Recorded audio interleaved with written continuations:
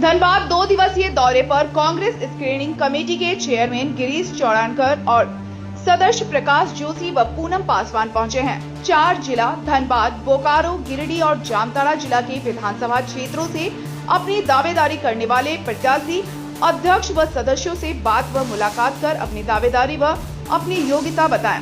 सभी अपना बायोडाटा आवेदन दिया। पहले दिन शुक्रवार की देर रात तक धनबाद जिला के 6 विधानसभा क्षेत्र से दावेदारी करने वाले प्रत्याशियों ने अपना आवेदन कमेटी को दिया। रविवार को बोकारो, गिरिडीह और जामताड़ा जिला के विधानसभा क्षेत्रों के दावेदारी करने वाले प्रत्याशी कमेटी से मिलकर अपना आवेदन दिए। गिरिडीह जिला के कार्यकारी अध्यक्ष व गिरिडीह विधानसभा से अपनी दावेदारी करने वाले सतीश केडिया ने कहा कि जिले के 3 विधानसभा गिरिडीह, राजधनवार और जमुआ से कांग्रेस की तैयारी अच्छी है। गिरिडीह कांग्रेस का परंपरागत सीट रही है, लेकिन गठबंधन के कारण वह सीट जेएमएम के पास चली गई है। इस बार गिरिडीह विधानसभा कांग्रेस को मिलनी चाहिए। उनकी खुद की तैयारी अच्छी है। ओबीसी का वोटर अधिक है जो जीत में निर्णायक होती है। वहीं जमुआ विधानसभा से दावेदारी करने वाली मंजू कुमारी ने कहा कि पिछले विधानसभा चुनाव में वह प्रत्याशी थी, दूसरे नंबर पर वह रही थी। 42,000 वोट मिले थे। पिछली बार जो कमी रह गई थी, इस बार ठीक कर लिया गया है। बिना किसी स्टार प्रचारक के दूसरे नंबर पर कार्यकर्ताओं के कारण मिला था। उम्मीद है कि पार्टी इस बार भी उसे उम्मीदवार बनाएगी। वहीं प्रदेश कांग्रेस के ऋषिकेश मिश्रा ने कहा कि पिछले बार से अधिक सीट पर पार्टी को प्रत्याशी देना चाहिए। पिछले विधानसभा चुनाव में जीत का परसेंटेज बहुत अच्छा था। वहीं धनबाद पहुंचे कांग्रेस स्क्रीनिंग कमेटी के अध्यक्ष गिरीश चौड़ानकर ने कहा कि पार्टी आगामी चुनाव के लिए उम्मीदवारों का चयन कर रही है। उसी क्रम में प्रदेश कमेटी स्क्रूटनी कर स्क्रीनिंग कमेटी को लिस्ट दिया गया है।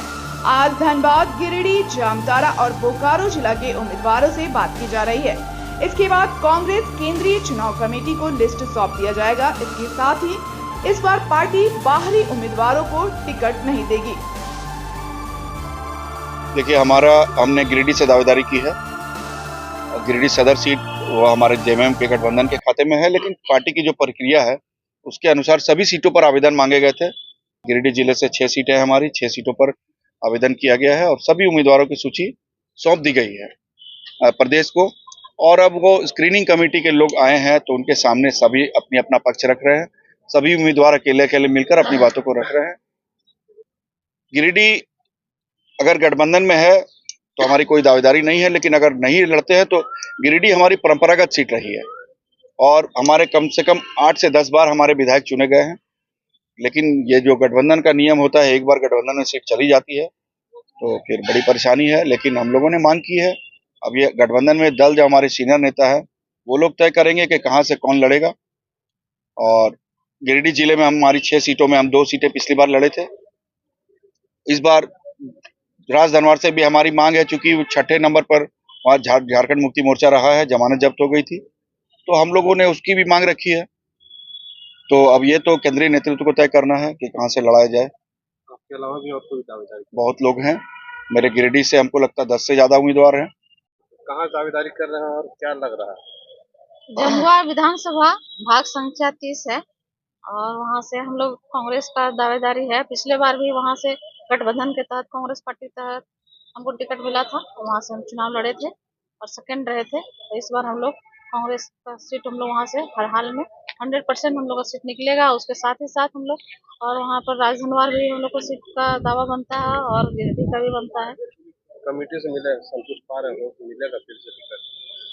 मिलेगा, पूरा विश्वास है। पार्टी पिछले बार विश्वास जताई थी, चुनाव लड़े थे और लगभग वहाँ झारखंड अलग होने के बाद कभी वहाँ कांग्रेस चुनाव नहीं लड़ी थी और मुझे पहली बार वहाँ से कांग्रेस से टिकट मिला था और हम चुनाव लड़े थे। 42,000 वोट लाए थे, सेकंड रहे थे और वहाँ पर हमारे वहाँ पार्टी में कोई स्टार प्रचारक भी नहीं गया था। पूरे संगठन की तरफ से हम लोग वहाँ पर अपने मेहनत के बलबूते हम लोग वहाँ 42,000 वोट लाए थे। गठबंधन के तहत जो भी सीटें निर्धारित होनी है वो जिम्मा होता है स्क्रीनिंग कमेटी का। प्रदेश कांग्रेस कमेटी के प्रदेश अध्यक्ष सीएलपी लीडर और अखिल भारतीय कांग्रेस कमेटी के जो हमारे अध्यक्ष उनका, ये लोग अगर 10 सीट पे गठबंधन करे तो हम 10 सीट पे लड़ेंगे।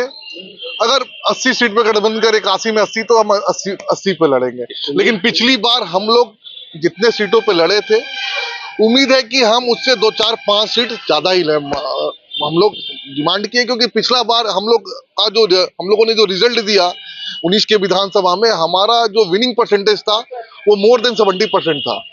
तो हम लोगों ने इस बार दावेदारी तो स्क्रीनिंग कमेटी आई है, 81 सीट पे नाम लिए, लेकिन हम लोगों का उम्मीद है कि हम 35 सीटों पे कम से कम झारखंड में 81 में 35 सीटों पे हम लोग लड़ने का काम करेंगे। हो सके अब केंद्रीय नेतृत्व 35 से 30 पे आ जाए, लेकिन 35 हम लोग, जो हमारी वर्किंग कमेटी की बैठक में जो हम लोगों ने बात किया कि 35 कम से कम हम लोग मांगने का काम करेंगे, और 35 सीट पे कांग्रेस पार्टी जिस भी प्रत्याशी को टिकट देगा उसको हम लोग विधानसभा भेजने का काम करेंगे। यहाँ का हर एक जनमानुस जो राजनीति में आता है वो ये उम्मीद करता है कि मैं सांसद, विधायक, मेयर और जिला परिषद बनूं।